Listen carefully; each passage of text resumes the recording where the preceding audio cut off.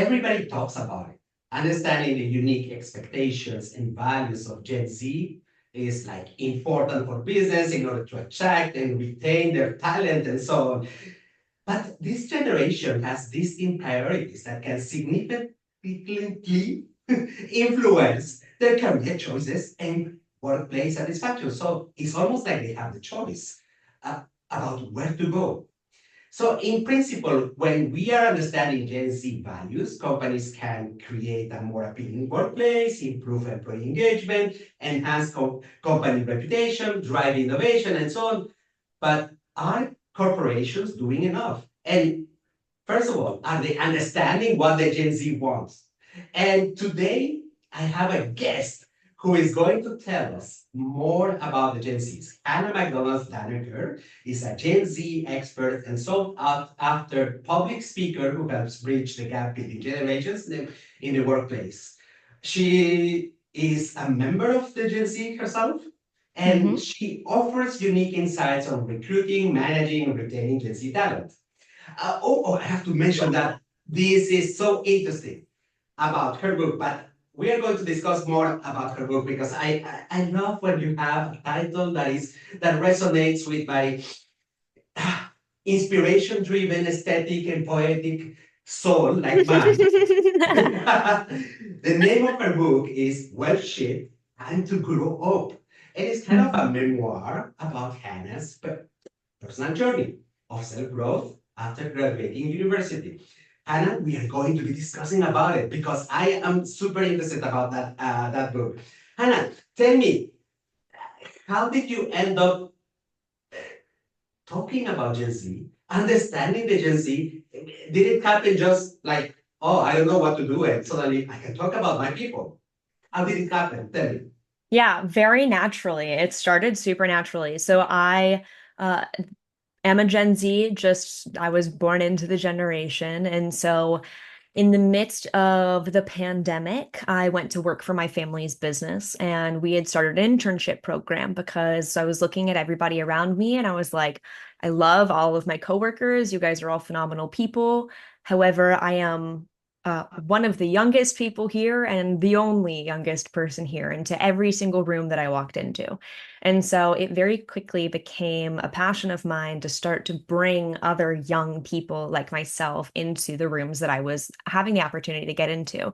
So I kind of just got a passion for Gen Z up front, and we started an internship program. We started bringing them in, and because I am a Gen Z, I was posting about it. So I was on LinkedIn and I was talking a lot about what we were doing and what we were experiencing and learning from all of the people around us.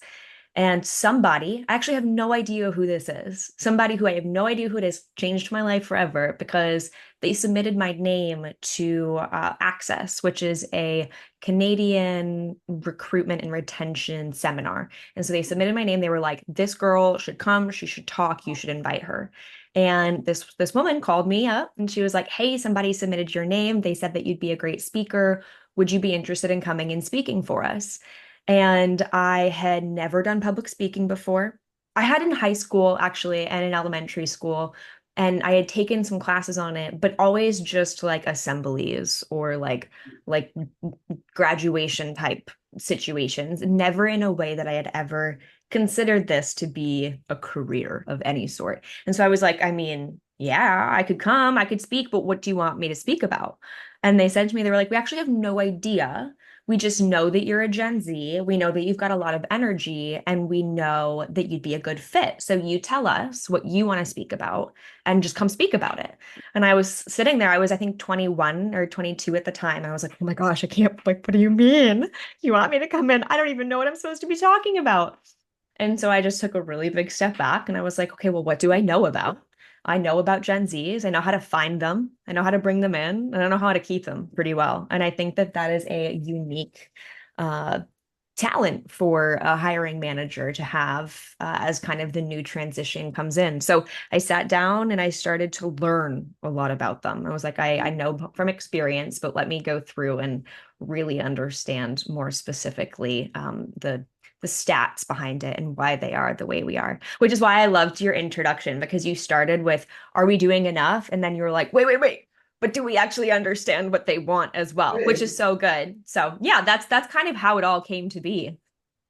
Hannah, so I'm pretty sure that with the job that you have, you meet a lot of people who have already some preconceptions about what Gen Zs are. And I'm sorry that I cracked a joke just before recording this about what is the perception from other generations about Gen Z, but it represents that we really don't understand either. We don't want to understand because we don't remember anymore how we were back then when we were younger. But what type of common misconceptions have you, or stereotypes have you seen about Gen Zs in these conversations? Yeah. So when I was first starting to write this presentation, I really wanted to understand that exact question. And so I went on my social medias and I said, what's the first word I posted? I was like, what's the first word that you think of when you think of Generation Z? And I got a ton of responses and it was great, but it wasn't enough. So I went and I sat in a coffee shop for, I think, like 8 hours one day. And just every single person that passed me, I asked them the exact same question. What's the first word that you think of? And it's now actually how I start my presentations. I have a word bubble of all the different words that people use. And screwed, ironically, is the first word that comes to most people's mind. They're they're screwed. Like that sucks for them. I feel bad for them. We have done some damage and they're gonna have to try and figure it out, is really the first thing that most people think about, which is wild to me because if it's such an awareness in so many people's brains, why are we not doing something about that? That's just one note. But outside of that, most people think Gen Z is that like misconception that is just wrong, is that they think that we're very lazy. Mm. They think that we are so lazy and they just don't understand how we're going to do anything in life. And they probably think that we're screwed because of that reason. They're like, I'm scared for them. I don't think they're going to be able to do it. They think we're fairly incapable, which is interesting. And yeah, those are kind of the two that I would pair as the wrong misconceptions that I heard pretty regularly. Well, for the side of screwed, I find the word a little bit too much because I mean it is one of the first generations that in fact is not enhancing or doing it worse the problem.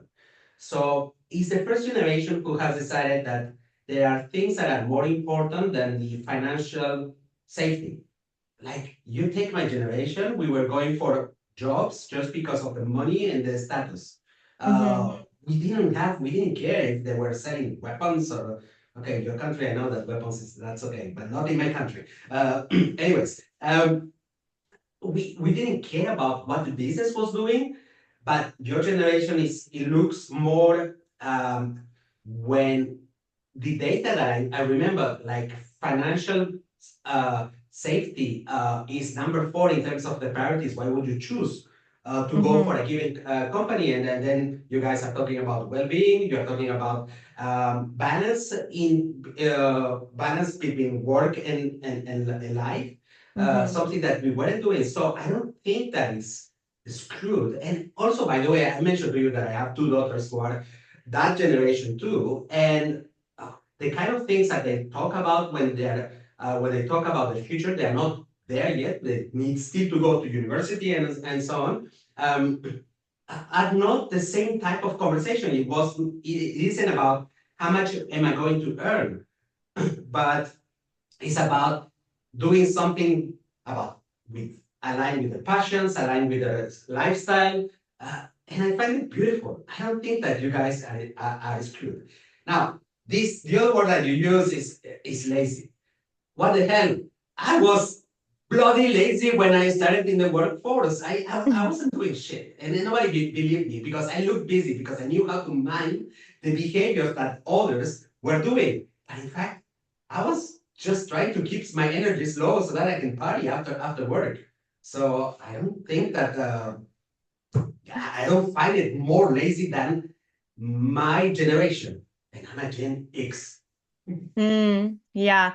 What year were your daughters born in? 2010 and 2007. Okay, so yeah, Generation Z is born between 1997 and 2012. So they're, yeah, just kind I of at see the part of that. And that makes me think about these stories that I'm telling you about the difference between generations. And I want to understand what is your perspective between these other generations, like we look at the millennials, we look at Gen X, and maybe you have found a couple of baby boomers around in terms of the expectations. What have you observed in the expectation and values in the workplace? hmm Sorry, help me understand. Are you trying to understand the difference between Gen Z and other generations In in terms of their general, expectations, or just their expectations at work? expectations at work. hmm So Gen Z, I would say, has two things that they really, really tie themselves to in terms of what they're looking for at work. One of them would be flexibility, and the other one is technology. And so flexibility, I believe it is, and I can get you the exact statistic, 65% of Gen Z says that working from home makes them feel more connected to their coworkers. Mhm. So the concept that they get to sit in their house makes them feel more comfortable to other people. And this, I think, is where the concept of the lazy description comes from. Because other generations look at this and they say, well, that's so lame. You want to sit at home. You don't want to leave. How lazy. You want to sit in bed. You want to do this. You want to do that. How lazy. And it's like, well, perhaps that's what you're thinking, and I can understand why, but let's take a different perspective at it. Generation Z was born and raised in a period of time where the internet and technology was advancing rapidly. And Mhm. so they were sitting at home and they were learning how to use Facebook and learning how to use gaming platforms. I don't know anything about gaming platforms or which ones they were using, but they were learning how to do it. They were learning how to communicate with people from the other side of the globe at the drop of a hat. And so they were learning how to be vulnerable and how to create friends and how to manage relationships that came repetitively because they created partners that they liked playing with. They created people that they liked communicating with, whatever that is. And so they've created this new sense of world. And this is something that I'm still kind of trying to figure out how to talk about it, but we can try together. I think Mhm. that I think that Gen Z lives in two worlds. I think that Gen Z lives in a physical world where I can touch this pen that's in front of me and I can write on this paper. And then they live in a digital world where you and I are right now. Mhm. We are, yes, in the rooms that we are sitting in, but we are also together in this exact moment. We are communicating effectively. We are communicating at rapid speed. And we are in different parts of the globe completely. And so Gen Z has been raised in a period of time where this makes sense to their brain. And it's actually so simple to them. They're like, I'm just going to go play with my friend who lives in Brazil. I'm just going to go hang out with my friend from Africa. I'm just, like, it doesn't matter to them. It doesn't create this boundary. And so many other generations live in one world where it is the tools that they are using to do the things that they have to do, but it is not separate. And so again, they get labeled with lazy because they're using this tool, but in a way that is otherworldly. They are stepping out of the world that they are in and into something completely different. And they can do that while their body is in bed or on the couch or on a chair. And physically, in the physical world, most other generations are looking at them and saying, how lazy. And the Gen Z might be in their brain moving at rapid pace, doing insane things, but it just doesn't look that way to the person on the outside. And so I think that that's kind of where that label comes from. And technology is absolutely so important to them, and flexibility is really important to them, and they kind of go hand in hand, and that's why. But it's a funny concept. Do you see that in your kids and the other Gen Zs that you know? You made me think about something that I have observed. So my daughter was playing, so she was killing monsters or whatever the hell she's playing, because I don't even play myself. And I was looking at the tone of voice that she was having.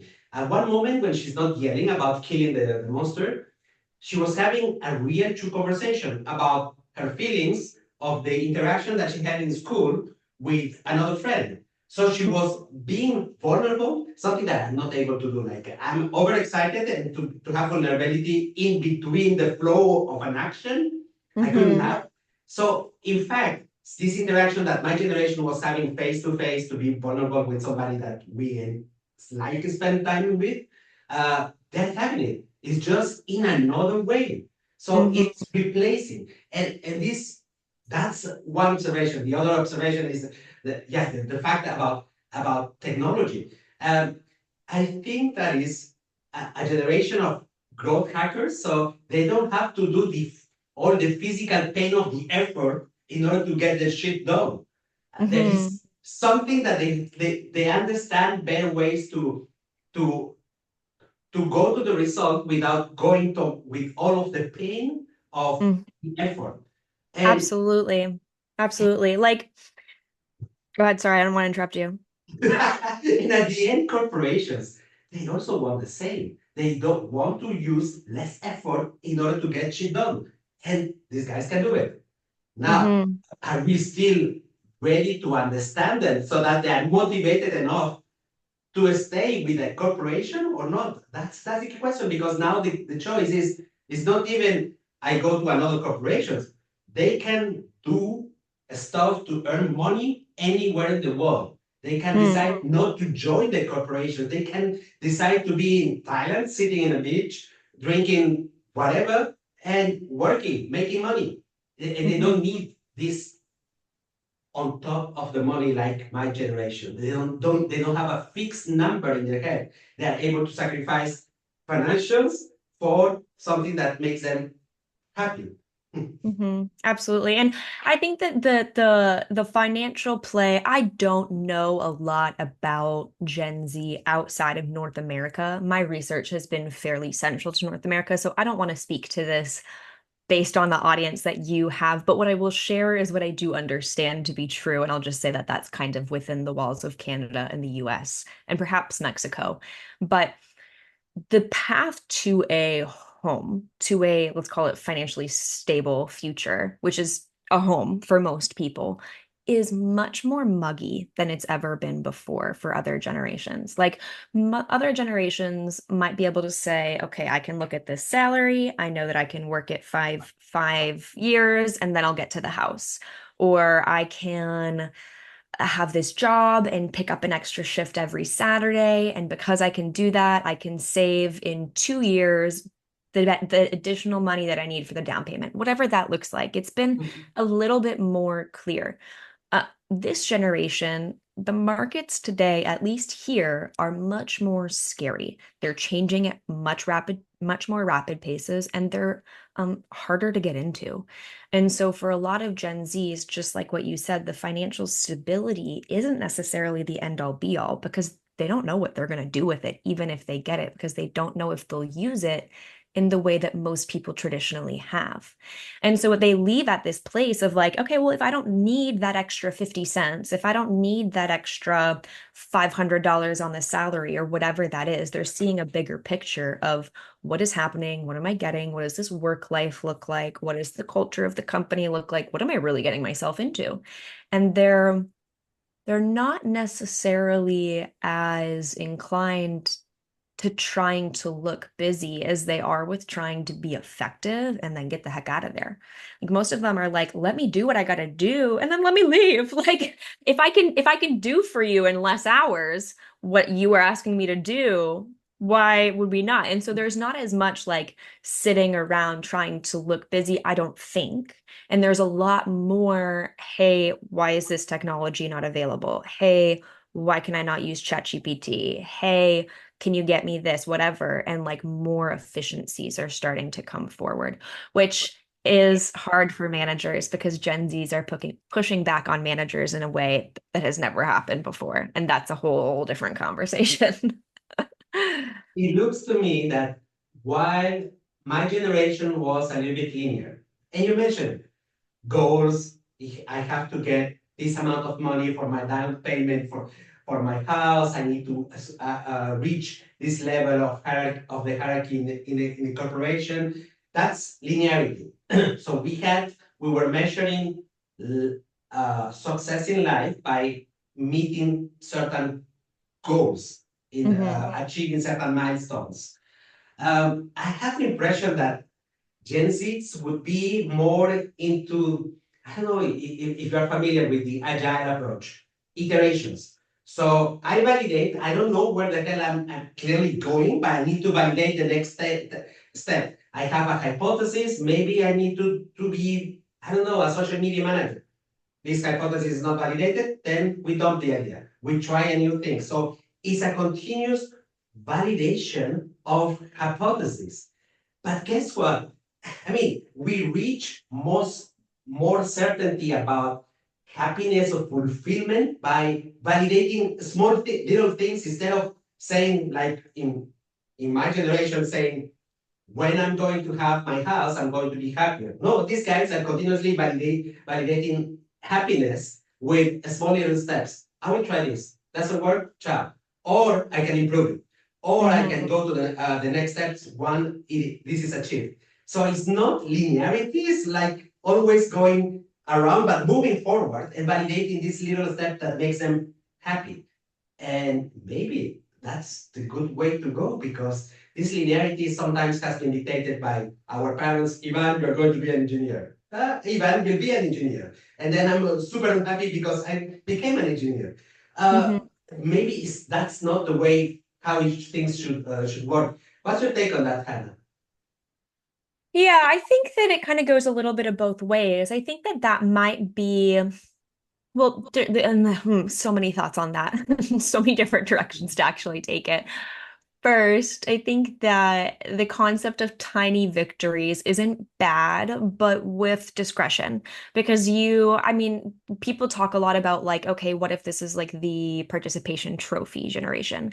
I am not interested in giving participation trophies to anybody, actually, at all. I don't think that that's great. I don't want to thank you for showing up, because showing up is great. And I actually, sorry, let me be more clear. I don't want to say that you're winning if you have just showed up. I want to thank you for showing up. I want to say thank you for trying your hardest.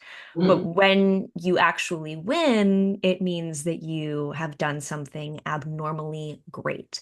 And so there is a fear, I think, from so many people around the concept of participation trophies, because they don't want to celebrate things that are not meant to be celebrated. Because if you're not winning, you do have to continue to show up and you do have to continue to try harder. But if you're celebrating a lack of effort and just validating a minimal completion, it's not going to create the best generation that could be. And so there is that little piece of like, yes, you want to say thank you. Yes, you want to validate. Yes, you want them to come back and you need to give them something so that they come back to keep trying hard. But there is also a difference, in my personal opinion, about praising little work that has been done. And so I would be a little cautious around how much you are doing. However, if you're celebrating wins, that's amazing. If you've succeeded, that's amazing. And it doesn't always have to be, yes, I'm 30 years old and I own the house and that's fantastic. It can be, I got a promotion at work, or I made a difference in somebody's life. Like we're a staffing agency, we're a recruiting firm. If one of my recruiters wants to celebrate the fact that they found an amazing job for somebody and helped change that person's life because they got them the better salary that they've been looking for and the better job that gets them more excited to go to work every day, and they've made a difference, I want them to celebrate that. And that's a little win, right? You can have it on the little wins, but it has to be a win. It can't just be showing up, if that makes sense. I fully understand you, but there is I mean, the differentiation between other generations is about the definition of win. The definition of win for my generation is related to social expectations. That means Interesting. I have to be an engineer. That comes from social expectations. My family, if you don't have a degree in university, you don't exist in the world. You have to own your house. That is the expectation of the society. And sometimes it's not yours. Why do I have to own a house when I can share with my parents for a couple of years? Why do I have to take a debt if today I'm happy doing the job that I'm doing? I'm not earning much that will allow me. Why would I force myself to go into a corporation who will pay me more, but I will be unhappy doing that stuff? So I have the impression that the definition of win is more directed towards progress from where I am today to the next step. While in my generation, it is based compared versus the rules that the society has done. And that includes my parents, my friends, whoever is judging. Interesting. Yes, I think that the concept of win is much more geared towards, I mean, even just like the Maslow's hierarchy of human needs. Do you have food on your table? Do you have a roof over your house? Do you have self-actualization? And I think that self-actualization is much more significant than the social pressures of what a win perhaps has been in the past. Yeah, yes, and that's my gut feelings, but I'm trying to understand them how, really. I love it. No, that's so good. I'm Help me so out glad with you're that. doing great. By the way, so as we are talking about this understanding, how can companies create this feeling of inclusivity? That means that having a voice, not that you are there, but you have to shut up because you are a Gen Z, you just came. Mm. Inclusivity and belonging that resonates with the Gen Z. How can companies help on that? Is Yeah. there any actions? Yeah, absolutely. So I think that starting with the fundamentals of, and I'll just give some real actionable steps and bullet points so people can really just take this away. I think that starting with the fundamentals of what technology do you have in front of you that is available to them. So that is not only your CRM or your ATS or whatever system you're working on. It's not QuickBooks. It's not, it might be the computer that they're using. It might be the software that's in the computer that's using. Does it work quickly? Are they ready to throw their computer at the wall because it doesn't process as fast as their brain, right? So you've got that technology piece. Do they feel like the things that they are using, the tools that they are using to do the job are helpful in what they are doing? That's going to be the first thing, because if it's not, they're going to get really frustrated up front, and that's going to be challenging for them. And then alongside of that, the flexibility piece, that's going to make them feel really, really comfortable. So you give them the assurance that the tech is good, and then you give them the flexibility that makes them feel comfortable and heard. That's fantastic. That's going to really help you. But flexibility, people oftentimes confuse this concept. They think that flexibility is specifically on a work from home basis, and that is not true. That is what people first think of, absolutely, without a doubt. That's what most people are asking for. But flexibility can be so many things. It can be the job that you're doing. When I first started at work, I was our sales and marketing manager, not first started, but that's what it grew into for a while. And it was sales and it was marketing because I was good at marketing, and I loved it. And it was so much fun for me. But sales I was effective at. I was talented there, and I needed to do that because it needed to be done for the company. So it could be that. It could be maybe your employee has a health concern that wakes them up at 5 a.m. every day, just naturally, and they feel really sick by the time that 3 p.m. rolls around. So they want to adjust their hours so they can start a little bit earlier and end a little bit earlier. It's like, what, that's flexibility. That's being flexible with the human that's in front of you. And maybe they still come into the office, or maybe they still have to get in the truck. Maybe they still have to sit on the line. I don't know what that is or how that works for each of these companies that are listening. But there are ways that you can work with your employees to be flexible based on what they're looking for. So those are kind of the two things that will first help employees feel like you're meeting them where they're at. But then to answer your original question, which is like the how do you get them to fall in love with the culture? How do you get them to actually stay? Well, you set them up for success in that way, understanding who they are and what they are like.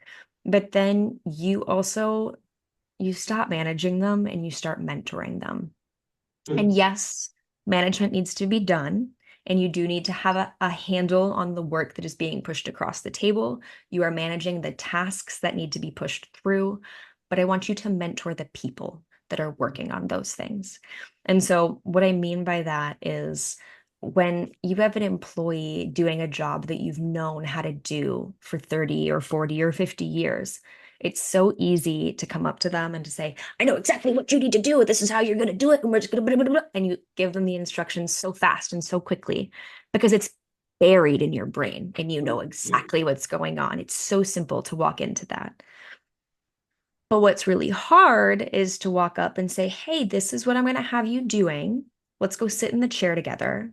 Let me have you watch me do it once, and then I'll watch you do it once, and then we'll talk about it, and then I'll ask you questions about it, and you can ask me questions about it, and we'll have a conversation about what this looks like for you for the next day and for the next week and for the next month, and how this is going to affect you and your full job together.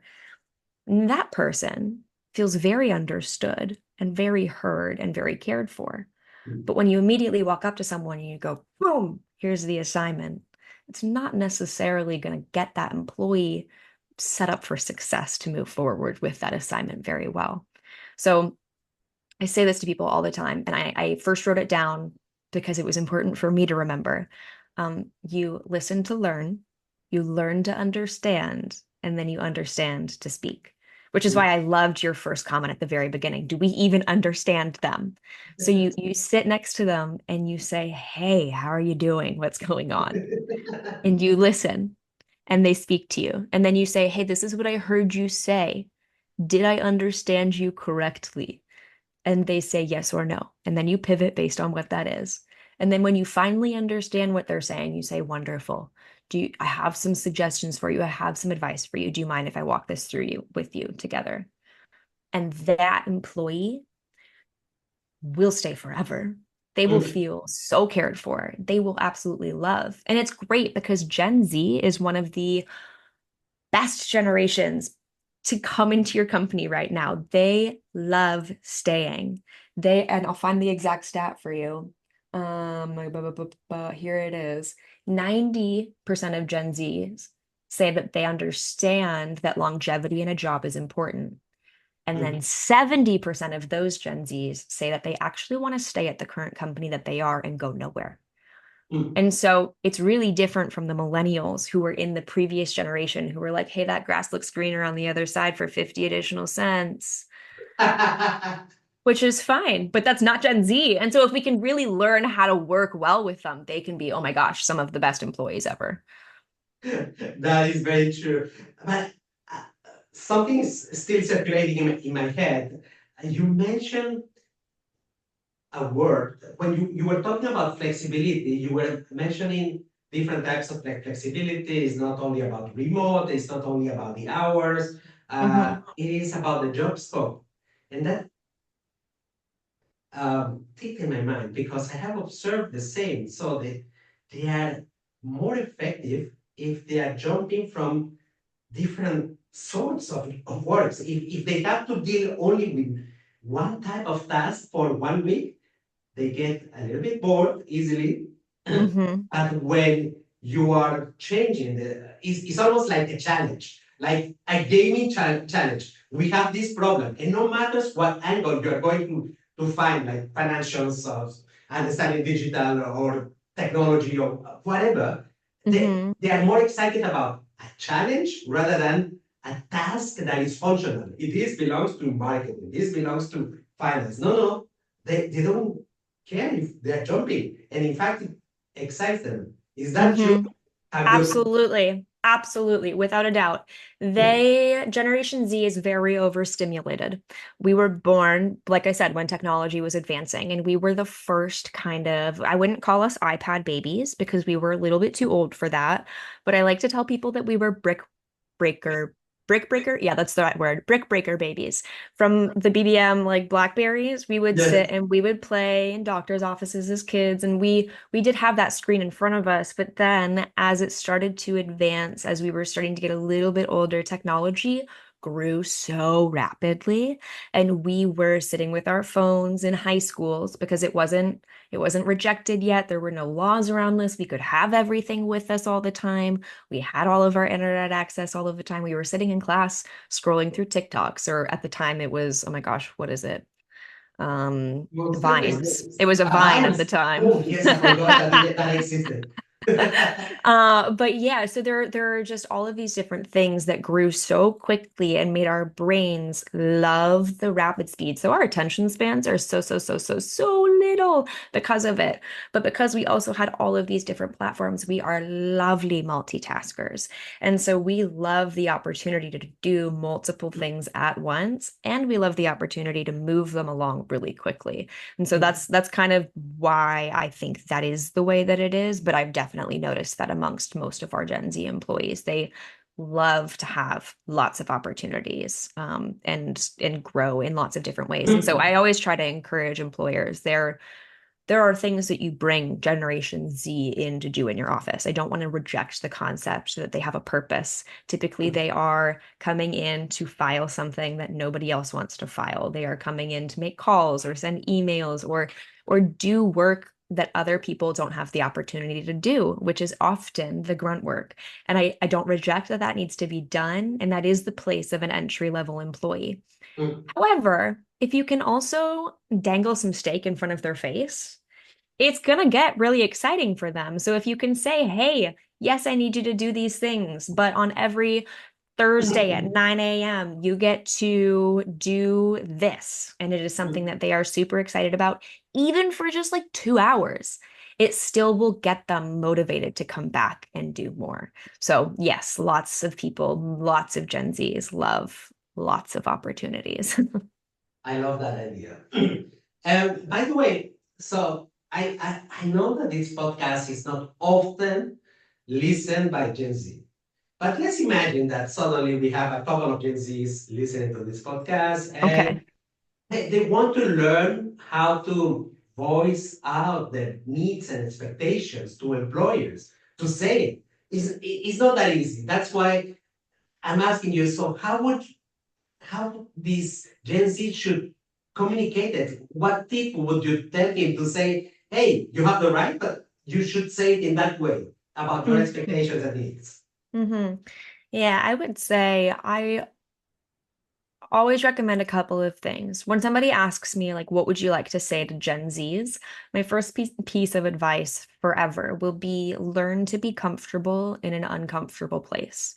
And so most Gen Zs are coming out of high school, out of university, out of whatever situation they're in, and they've been pretty comfy from whatever that has been for the last couple of years. Now they're stepping into a very new space and they're like, what do I do about this? Oh my gosh. And if you can get to a spot where you can comfort yourself to a place of ease, even in your most uncomfortable situations, you'll be really good off. And so work on that. And I mean, you can do that in your personal life in so many different ways. You can force yourself to go to the gym. You can make yourself go get coffee alone. You can have a meal by yourself in a restaurant. So scary. It's really not. Just go do it. It's going to be okay. So get to a place where you can be uncomfortably comfortable. Yeah, I said that right. Uncomfortably comfortable, whatever that means to you. So there's that one piece. And then specifically for situations like this, say they have a problem that they're struggling through or they have something that they really want to attack. I always advocate for working it through up front. So we talk a lot at the Better Together group about 3 I's: intentionality, intensity, and integrity. And so you want to look at the situation with all of those. Am I asking something that is right? Right? This is where your integrity piece comes in. Is this reasonable? Am I being unreasonable? Does this make sense for me? Am I going to do it in the best way that I can to help everybody move forward better? Right? So that's the first piece. And then you've got, okay, let's be intentional about it. So let's sit back, let's think, what am I really asking for? Why am I really asking for it? And what will it really do for me? And then maybe write it all down, kind of take some jot notes out and really be intentional about how you're going to come forward with the question that you're going to ask and why you're going to ask it. And then you have to be intense. You got to do the dang thing. You got to go to your boss. You got to say, hey, I need to talk to you, and this is what I need to talk to you about. And then I would start your meeting. It's called Sandler sales technique. I love this. Start your meeting with an upfront contract. You go in, you say, thank you so much for taking a couple minutes to meet me. Got to tell you, I was a little worried to ask for this conversation, but I really appreciate your flexibility to connect so quickly or whatever this is. And then you say, I wanted to come together today to talk about XYZ. And that will help you follow through with the conversation. Because even sometimes, if you get to the spot where you're sitting in front of your manager and you're ready to talk to them, it can be easy to chicken out. So Mm. start with an upfront contract, start with this is why we are here and this is what we are discussing. And then you just have to stand your ground and you have to ask for what you want. And you need to trust yourself to know that you're doing the right thing and asking for it because you've done all of the upfront work ahead of time. But yeah, that's kind of the process step that I would encourage Gen Zs to walk through. I like it. Now, let's imagine that corporations are still not doing the job to adapt the culture. And behind culture, there is different elements. So we are talking about behaviors from other employees. We are talking about a mindset, opinions, feelings that they have about this difference between me and a Gen Z. How should they? What could be the potential consequences if they don't do enough? What choices do Gen Z have in order to get back to corporation and slap them in the face? Well, I would say we don't necessarily want to go back and slap anybody in the face. That that might be that might be why you might be getting pushback. If you're coming at it with this is my problem with it, I'm so intense, like that crazy kind of energy, they might be rejecting it because they think you haven't taken time to really think through it. So I would come forward perhaps with a very specific action plan. I'd be like, this is what I'm asking for. This is why I am asking for it. This is why it makes sense for you to give it to me. And this is how I'm asking you to give it to me. And if you can give them all of those things, I think that it is working really well. Now, if they continually reject you and they don't listen to you and they are continuing doing exactly what they're doing and it doesn't work for you for whatever reason, it's now a question about whether or not that's the right employer for you, I think. I'm Uh, also so sorry. My dog is sitting outside of my door crying. Can you hear that right now?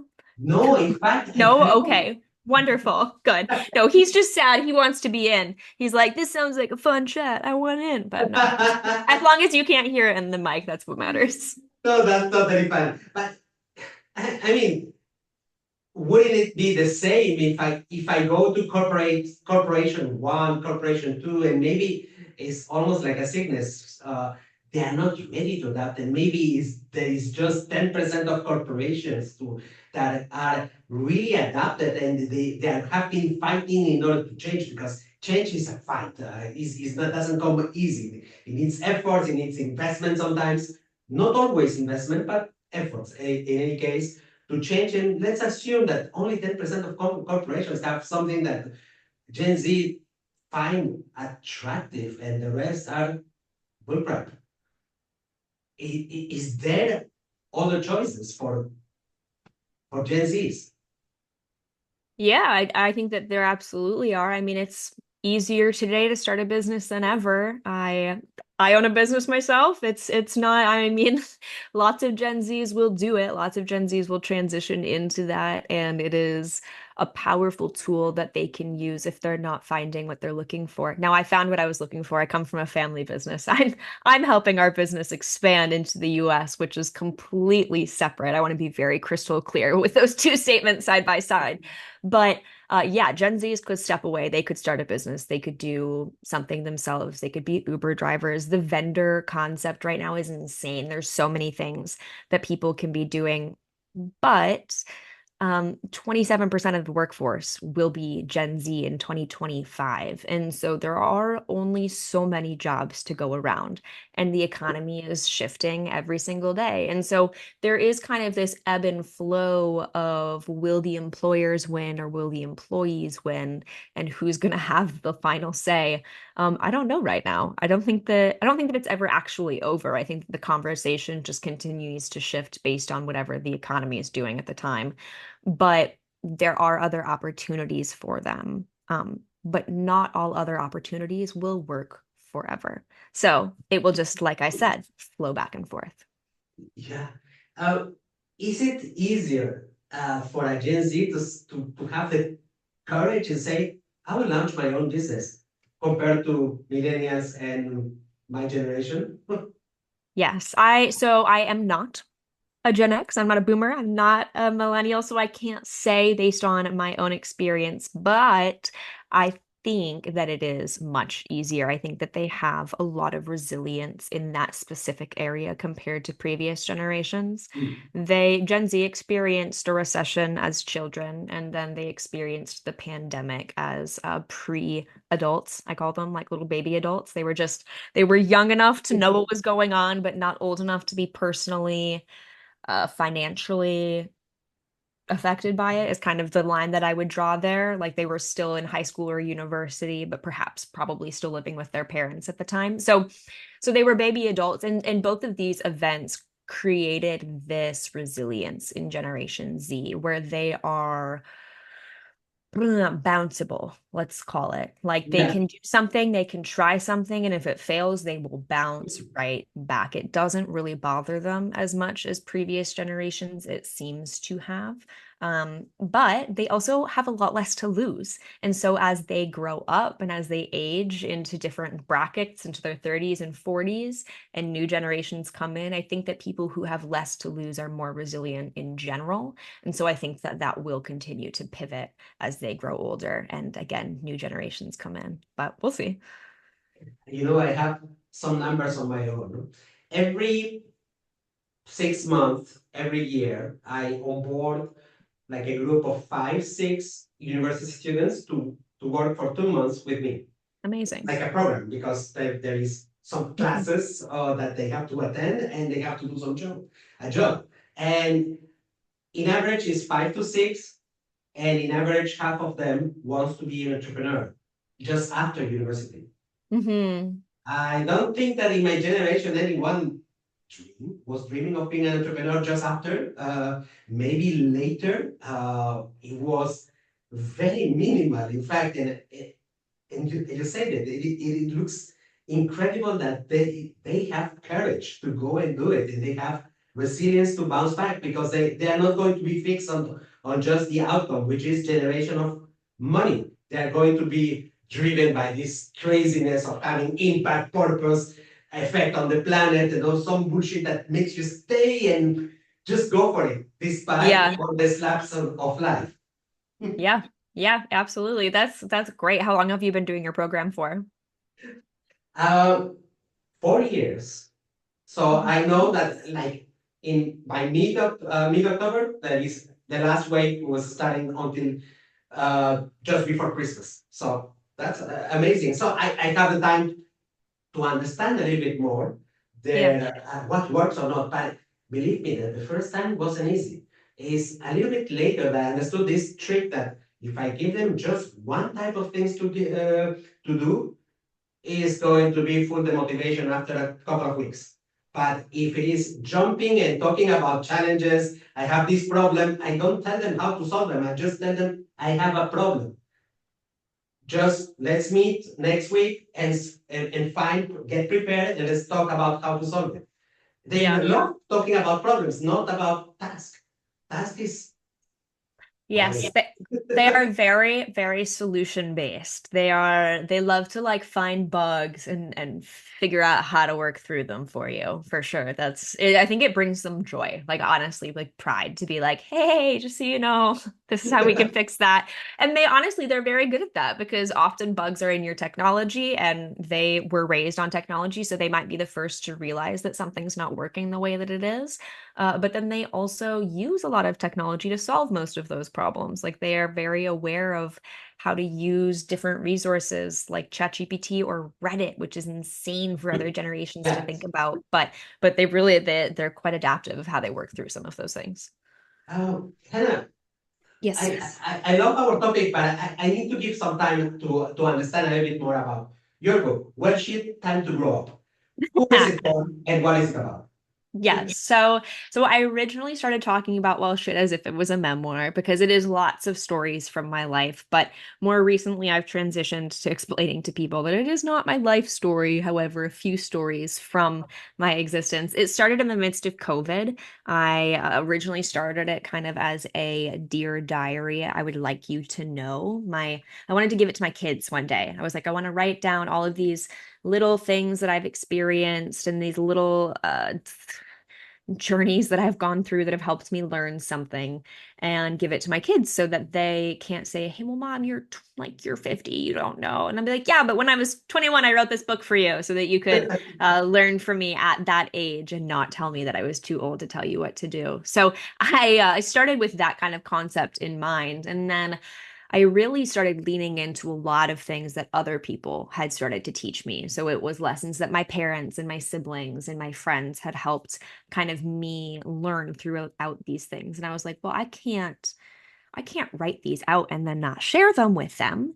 So I took it from a diary to a digital version where I started writing everything out. And then I was like, oh no, now it's in writing. Now it's on the computer. I have to publish it. I mean, like I can't not now that I'm already this far down the road. And so that was how it kind of turned into what it is. It was originally a diary for my one day kids, and has turned into a really fun book of a lot of different stories. Now it is a personal book. It is written like a diary. So be prepared when you open it up, but it's a passion project. I loved doing it, and it really just has so many different tidbits for the person who is graduating high school or graduating university and they're thinking, oh my gosh, what do I do now? Well, shit.